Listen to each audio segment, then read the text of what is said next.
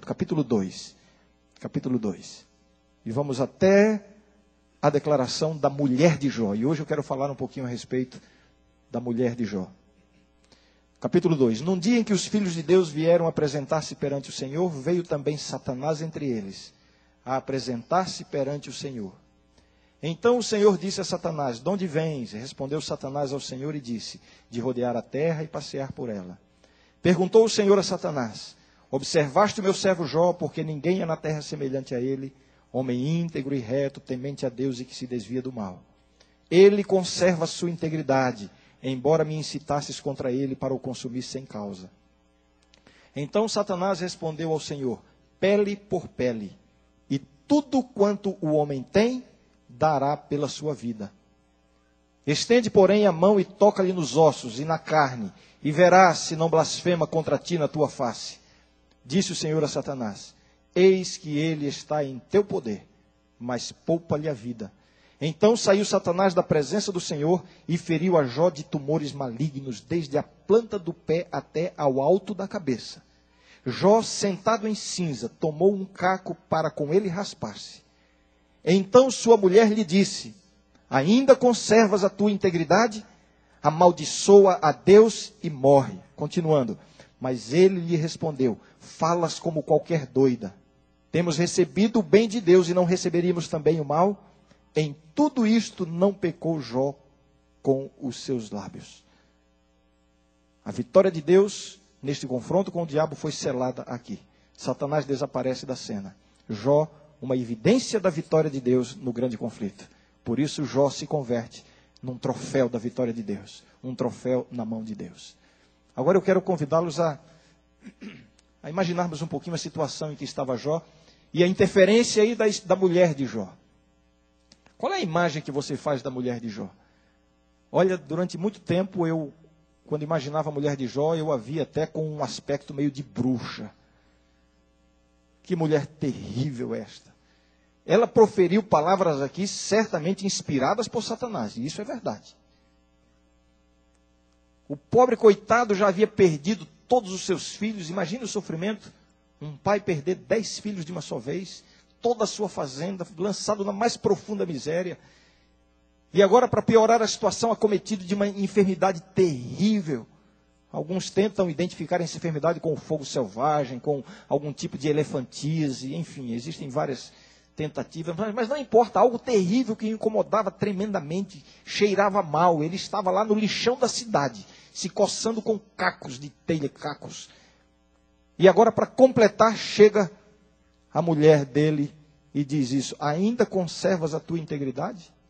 Amaldiçoa a Deus e morre. Quem queria ter uma mulher dessa para se casar, hein? De fato, ela foi aqui nesse momento usada por Satanás, para, quem sabe, aumentar a dor de Jó e levá-lo a praguejar. E então Satanás seria vitorioso. Mas olha, eu queria convidar você agora a olhar para a mulher de Jó com olhos diferentes. Vamos analisar algumas coisinhas aqui que estão, algumas explícitas e outras implícitas no texto. A gente fala muito sobre o sofrimento de Jó, não? Mas você já parou para pensar que os 10 filhos de Jó também eram filhos dela?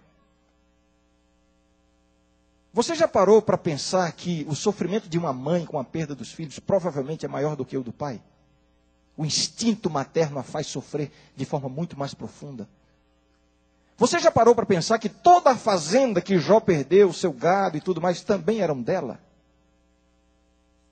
Você já parou para pensar a respeito da intensidade do sofrimento que ela também estava passando?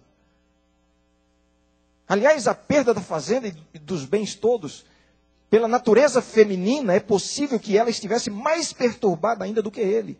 Porque para a mulher, essa sensação de segurança, de estabilidade, é mais importante do que para o homem. Assim que nós imaginamos a mulher de Jó, muitas vezes, como uma pessoa que estivesse neutra na história e de repente aparece na cena, como alguém que vai fazer uma visitinha de longe lá para Jó, que está lá no meio do lixão da cidade, digamos assim, se coçando, mal cheirando, e de longe ela dá um grito assim: olha, amaldiçoa teu, ainda conservas a tua integridade? Olha, ela já começa fazendo uma pergunta, o livro das perguntas. Ainda conservas a tua integridade? Olha, amaldiçoa teu Deus e morre. Virou as costas e foi embora. Aí a gente pensa, ela estava interessada em começar outra vida. Mas não é nada disso. Ela estava também sofrendo profundamente, ela estava angustiada. Ela estava com o seu coração partido. Quando ela diz essas palavras, ela não estava dizendo com um sentimento egoísta de se ver livre do seu marido, quem sabe, para recomeçar a sua vida. Lembre-se que na época, no período patriarcal, e mesmo posteriormente, naquela cultura, uma mulher viúva e sem filhos estaria perdida. Se Jó morresse, a condição dela seria muito pior do que naquele exato momento. Então, quando ela diz assim a Jó, amaldiçoa teu Deus e morre, não é uma declaração egoísta para se ver livre. Pelo contrário, se Jó morresse, a condição dela seria ainda pior. E talvez por isso Jó responde assim, falas como uma doida, como quem diz assim, você não percebe quais serão as consequências de eu morrer? Vai ficar pior ainda para você, você fala como uma doida. Outra coisa, ela não tinha nada de doida. O texto bíblico não insinua isso. A própria expressão de Jó, falas como uma doida, era algo que ao próprio Jó lhe surpreendia a atitude da sua esposa. Se não fosse, quem sabe ele diria assim, lá vem você de novo, né? Mas não, falas como uma doida, como quem diz assim, normalmente não é essa a sua atitude. Uma mulher leal, membro de uma família dedicada a Deus, recebendo a influência de um homem de Deus, muitas virtudes certamente ela teria. E que é mais uma evidência disso? Lá no fim da história, quando Jó é abençoado por Deus e recebe em dobro tudo o que havia perdido, Deus restabelece a Jó a sua plena felicidade em dobro. Sua fazenda é devolvida em dobro, seu gado é devolvido em dobro. E nascem mais 10 filhos, e aí a gente fala que é em dobro também. Foram 10, mas aí na ressurreição ele terá os primeiros 10, serão 20. Deus agora dá um pacote de bênção para Jó. E nesse pacote, você percebe que a esposa é a mesma? A esposa de Jó faz parte do pacote de bênçãos de Deus para a vida dele. Uma mulher que era uma bênção na vida dele. Agora, é inegável que por um momento ela falou como qualquer doida, nas próprias palavras de Jó. Ainda conservas a tua integridade? Amaldiçoa a Deus e morre. E eu quero dizer mais, ela não falou isso de longe. Olha, Jó, amaldiçoa a Deus e morre. Não. Nos momentos mais difíceis da vida de Jó, ela estava do ladinho dele. Quer a prova bíblica disso? Se você está com a sua Bíblia aberta, vamos lá para o capítulo 19. Capítulo 19. Um discurso de Jó. Capítulo 19, verso 17, Jó diz assim, o meu hálito é intolerável à minha mulher. Ora, se o hálito dele a incomodava, isso significa que ela estava bem pertinho dele. O que acham vocês? Sim ou não? Não é aquela mulher que o abandonou na hora difícil, que o deixou sofrendo sozinho. Não. E eu quero agora fazer aqui talvez uma especulação, mas me permitam considerar esta possibilidade. Quando ela diz assim, ainda conservas a tua integridade? Amaldiçoa a Deus e morre. Ela não estava praguejando contra Jó, não. Ela está tentando encontrar uma solução para o sofrimento de Jó. Quando Jó recebe todas essas coisas terríveis em sua vida, os amigos de Jó, a mulher de Jó, todos percebem que Deus rompeu o seu relacionamento com Jó. Essa é a interpretação. Todos olhavam para Jó e pensavam assim, o amigo de Jó o abandonou. Deus, o amigo de Jó, sempre foi muito amigo, mas agora Jó está abandonado pelo seu grande amigo.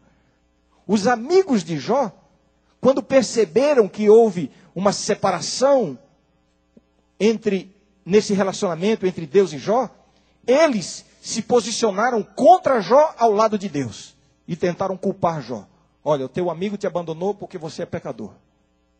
Em síntese, essa foi a interpretação dos amigos de Jó. A mulher de Jó viu a mesma situação. Ela percebeu que Deus havia rompido com Jó.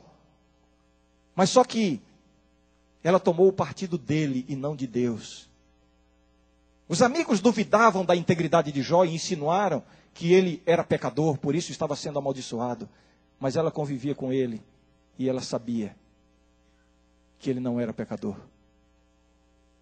Ela sabia que ele continuava íntegro diante de Deus. E aí, ela prefere ficar do lado dele e não do lado de Deus. E quando ela vê o sofrimento de Jó, a pressão psicológica, a angústia mental, o sofrimento físico, aparentemente algo incurável, qual é a solução para amenizar o sofrimento de uma pessoa assim? Qual é? A morte. Quando ela pensa na morte de Jó, não é querendo se livrar dele, porque livrar-se dele pioraria a sua própria condição. Ela está pensando nele. E quando ela diz amaldiçoa a Deus, repito, me permitam pensar nessa possibilidade de interpretar dessa forma. Quando ela diz amaldiçoa a Deus, vejam, o conceito da época era que se alguém amaldiçoasse a Deus, seria fulminado na hora. Então ela pensa assim, olha, já que não tem jeito para resolver o teu problema, então amaldiçoa a Deus e aí tu vai ser fulminado e aí cessou o teu problema. Na verdade, é possível que ela estivesse apresentando uma solução para amenizar o problema de Jó ou o sofrimento de Jó. Bem, eu acho que de hoje em diante a gente vai começar a olhar a mulher de Jó com olhos diferentes. Sim ou não? Agora, o que significam, ou o que está implícito nessas duas declarações? Uma em forma de pergunta e depois outra de forma afirmativa, imperativa. A primeira delas, ainda conservas a tua integridade? E em seguida, amaldiçoa a Deus e morre. Quando ela diz assim, ainda conservas a tua integridade, implicitamente, ela está dizendo assim, Jó, não vale a pena continuar sendo íntegro. Não é isso que claramente se vê aqui?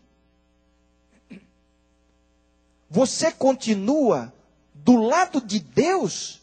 Olha para a tua vida como é que está. Olha para a sua vida como é que está. Você perdeu tudo? Você está aí sofrendo desse jeito? Que vantagem tem em continuar sendo íntegro aos olhos de Deus? Ainda conservas a tua integridade? Não vale a pena continuar sendo íntegro e fiel a Deus. E quando ela diz assim, amaldiçoa a Deus e morre, ela está tentando apresentar a Jó uma alternativa, uma solução alternativa. É como se ela estivesse dizendo assim, olha, Deus não se importa mais com você. Você está tão preocupado com Ele, conservando a sua integridade, Ele já não se importa mais com você. Não espere dele nenhuma solução mais. Você não está percebendo que Deus não vai ter nenhuma solução para você. Então, arrume a sua própria solução. E eu vou dar uma sugestão. A melhor delas é morrer. E um caminho para morrer é amaldiçoar a Deus. Você vai morrer. Ainda conservas a tua integridade? Em outras palavras, não vale a pena. Porque Deus não se importa mais com você. Amaldiçoa a Deus e morre. Em outras palavras, não fique esperando soluções de Deus. Procure a sua própria solução. Dê um jeito de resolver a sua situação imediata. Essas palavras proferidas pela mulher de Jó, creio que foram inspiradas por Satanás. E ele calculou muito bem essas palavras. Não foram palavras assim improvisadas. O diabo calculou muito bem os efeitos dessas palavras na vida de Jó. E ele continua usando essas mesmas palavras na vida de cada um de nós. Há uma vozinha que nos persegue. Uma voz que sussurra ao nosso ouvido com muita frequência. Ainda conservas a tua integridade? Amaldiçoa Deus e morre. Em outras palavras, não vale a pena continuar sendo fiel a Deus. Porque Deus já não se importa com você. Olha para a sua situação. Eu tenho conversado com vários estudantes aqui que pedem oração, que estão vivendo num momento difícil, dificuldade de pagar a escola, não sabem onde vão ficar, não sabem o que será da vida. Eu tenho certeza que nessas horas o diabo sopra assim: ainda conservas a tua integridade? Olha a condição que você está. Olha a humilhação que você está passando. Deus não se importa com você. Então pare de se importar com Ele. Esta insinuação é terrível para qualquer um de nós. O pensamento de que Deus parou de se importar realmente conosco. Porque faz parte da nossa natureza sabermos que há pessoas que se importam conosco. Nós temos essa necessidade humana, natural, instintiva. Por que é que nós fazemos festas de casamento, de aniversário, de tantas coisas? No fundo, é para criar uma situação para percebermos como as pessoas se importam conosco.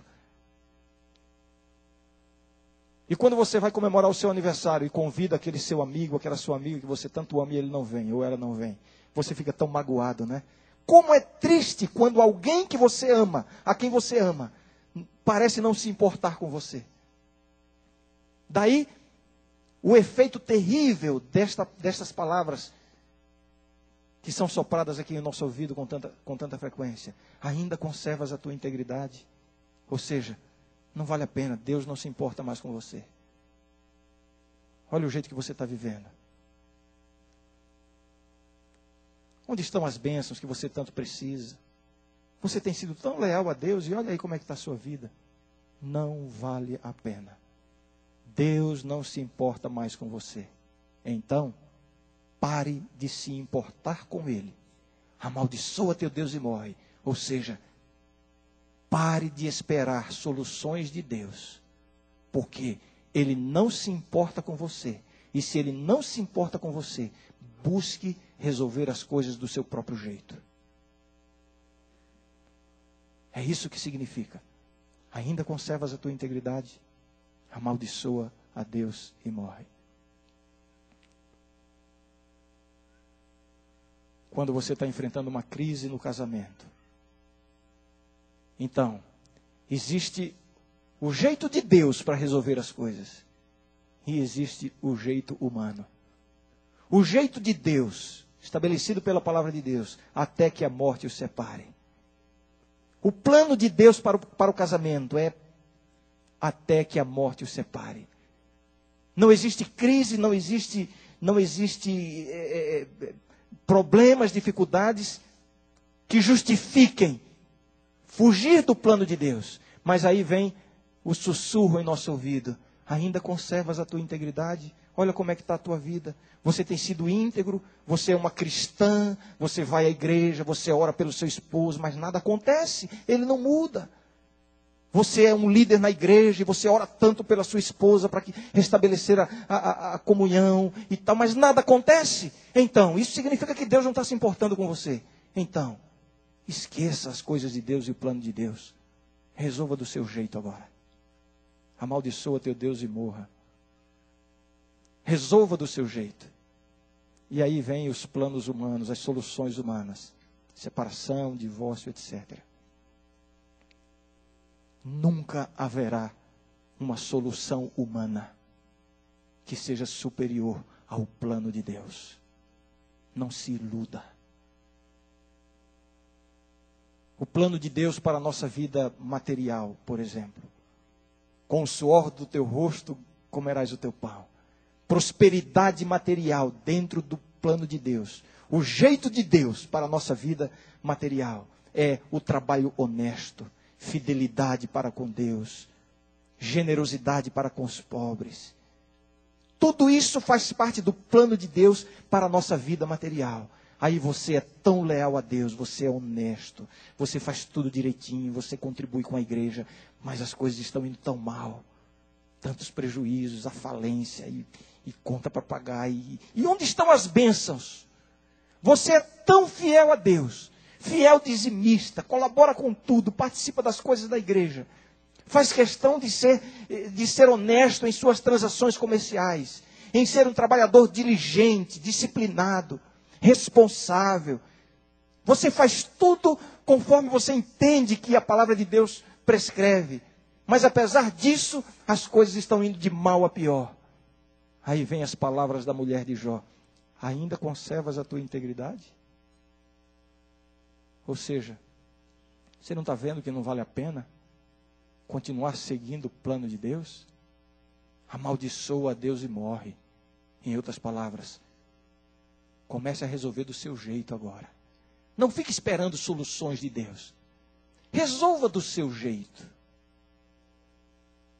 O jeito de Deus não é suficiente. Então agora procure o jeito humano. O jeito humano, aí vem as coisinhas, né? Já não dá para ser plenamente honesto. Já não dá para ser tão correto nas coisas. A mentira já tem que ter um lugarzinho nas transações comerciais. E a declaração de imposto de renda, se você põe uma coisinha ali, outra ali, nunca ninguém vai descobrir, não vai ser pego no pente fino de jeito nenhum, e você vai ter algumas vantagens. Olha, já que o jeito de Deus não está resolvendo, então resolva do seu jeito. Ainda conservas a tua integridade? Não vale a pena. Deus não está se importando com você. Então amaldiçoa Deus e morre. Ou seja, resolva do seu jeito. Resolva do seu jeito. Existe uma declaração no Espírito de Profecia, em que ela diz assim: Deus precisa de homens de negócios para provar que os princípios do céu são superiores aos princípios da terra. Tem que ser pelo jeito de Deus. Integridade absoluta. Honestidade a toda prova. Veracidade mesmo quando dá prejuízo. Cada vírgula, cada centavo, cada declaração. Tudo de acordo com o plano de Deus. Você pode ter certeza de uma coisa. Quando você busca o jeito humano para resolver as coisas da vida, você poderá até ter algumas vantagens momentâneas e circunstanciais. Mas você não pode esquecer das palavras de Jesus, quando ele diz assim: de que adianta você ganhar o mundo inteiro e perder a sua alma? De que adianta? Não faz sentido. O jeito de Deus sempre será superior ao jeito humano. Isso em todos os aspectos da nossa vida. A sexualidade humana, que bênção que Deus deixou para nós desfrutarmos, não somente visando a procriação, mas visando o prazer, visando a plenitude da vida. Mas aí você está aí casado, e você começa a avaliar a sua vida nesse aspecto, e você percebe que não há plenitude, não há satisfação. E você ora a Deus para que o seu marido, ou que sua mulher que faça, ou que mude de atitude, ou que seja isso ou aquilo, mas não há satisfação, não há plenitude. E você percebe que a vida está passando. E você olha para o que o mundo apresenta aí, na televisão, no cinema. Quantas coisas extraordinárias nesta área da vida podem ser desfrutadas, mas você está tão longe de viver isso. E a vida está passando. Os anos estão passando. Olha, daqui a pouco vai passar a possibilidade de você viver plenamente nesse aspecto. E você se dedica a Deus, você é fiel, você é leal, é fiel à sua esposa, é fiel ao seu esposo, mas onde está a bênção da plenitude nesse aspecto da sua vida? Aí vem as palavras da mulher de Jó. Ainda conservas a tua integridade? Você é tão fiel, você é tão correto, tão correta. Mas você não está vendo que não vem bênção, que você está passando pela vida e não vai desfrutar do que a vida oferece nesse aspecto, desta bênção de Deus? Olha, parece que Deus não está se importando muito com você. Então, quer saber de uma coisa? Amaldiçoa Deus e morre. Em outras palavras, vá viver a vida antes que os anos passem depressa demais. Se pelo jeito de Deus não vem solução, então procure pelo seu jeito. Vá buscar. a satisfação fora do plano de Deus. Que tragédia, não? Que tragédia, que desastres têm acontecido, mesmo em nosso meio, por causa da infidelidade conjugal, separação e tantas coisas. Não existe um jeito humano que possa ser melhor do que o jeito de Deus.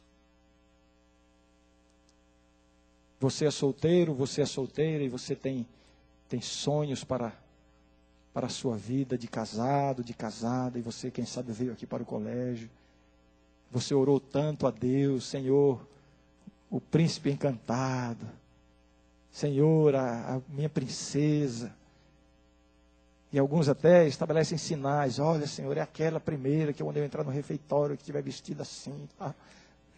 Eu conheço algumas histórias assim.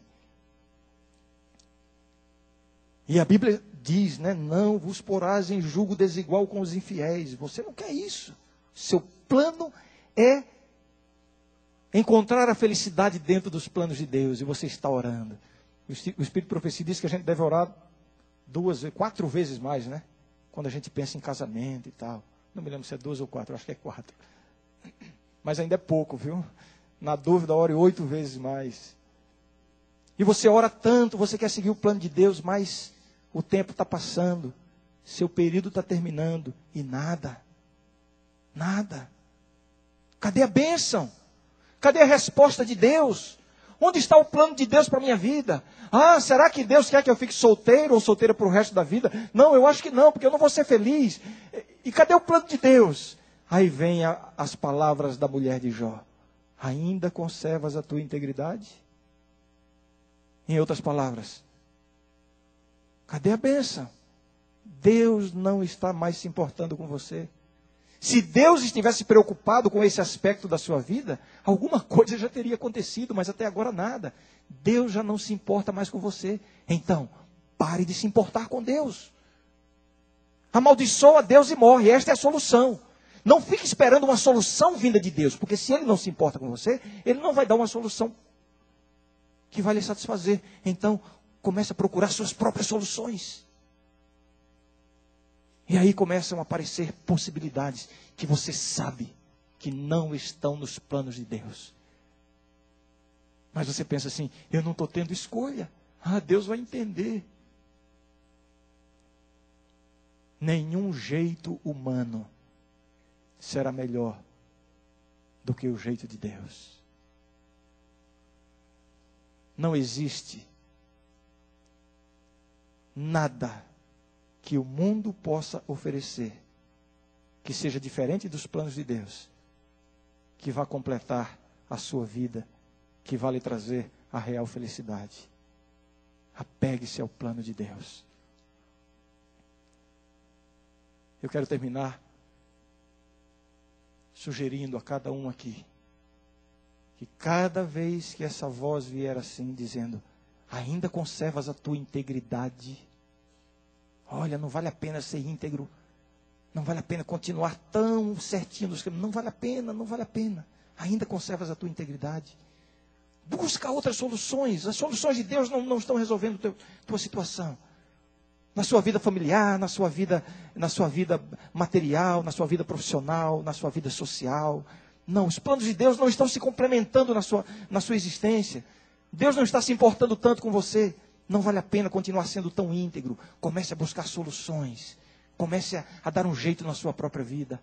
Olha, quando essa voz falar ao seu ouvido, responda em seu coração, como Jó. Falas como qualquer doida.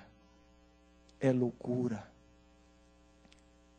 Qualquer caminho que não seja estritamente o caminho de Deus é loucura. Será que você pode entender isso? Qualquer possibilidade que fuja em 1 milímetro que seja do caminho prescrito por Deus, você pode ter a certeza, o fim deste caminho, será sofrimento, será dor. Você pode não compreender isso neste momento, mas Se convença disso pela palavra de Deus. De que a nossa única segurança consiste em andarmos estritamente nos caminhos de Deus. E agora eu quero fazer o convite para a nossa oração final. Eu quero convidar para vir aqui à frente. Aquela pessoa que tem sido tentada a dar um jeito na sua própria vida, contrariando os caminhos de Deus ou a orientação de Deus. Você sabe que essa decisão que você está tomando não corresponde estritamente à vontade de Deus. Você sabe que esse projeto que você está seguindo não tem a completa aprovação de Deus. Você sabe lá no fundo que essa escolha que você está fazendo não tem a direção plena de Deus sobre ela. E nesta noite você gostaria de dizer assim: Senhor, eu quero andar nos teus caminhos. Da história de Jó até hoje se passou muito tempo, muitos anos, muitos séculos se passaram. As coisas mudaram, as circunstâncias mudaram, mas as necessidades e as lutas humanas continuam as mesmas. Agora sabe o que é melhor de tudo? É que Deus também continua o mesmo. Deus ainda é o mesmo. E Ele quer corrigir os seus passos a qualquer momento. Ele quer endireitar as suas veredas. Ele quer lhe dar discernimento para você tomar as decisões certas, fazer as escolhas certas, segundo a vontade dEle. Mesmo que você esteja caminhando em caminhos erradios, Deus está de braços abertos para receber você de volta. Ele só está dizendo assim: filho, volta para mim. Eu ainda sou o mesmo e posso mudar a sua vida. Nunca é tarde demais. A Regina vai cantar um hino agora. Vem cá, Regina. E enquanto ela canta, se você quer renovar a sua vida com Deus, você que está admitindo que está tomando algum caminho, que você sabe que não tem a aprovação de Deus, seja ele em que aspecto for da sua vida, e você quer receber o poder de Deus para corrigir isso com o poder de Deus, levante do lugar onde você está e venha aqui receber esta bênção. Você só precisa fazer isso. Levante-se e venha, e você vai ver como Deus vai agir como resposta a essa sua decisão. Tudo que eu criei foi para você.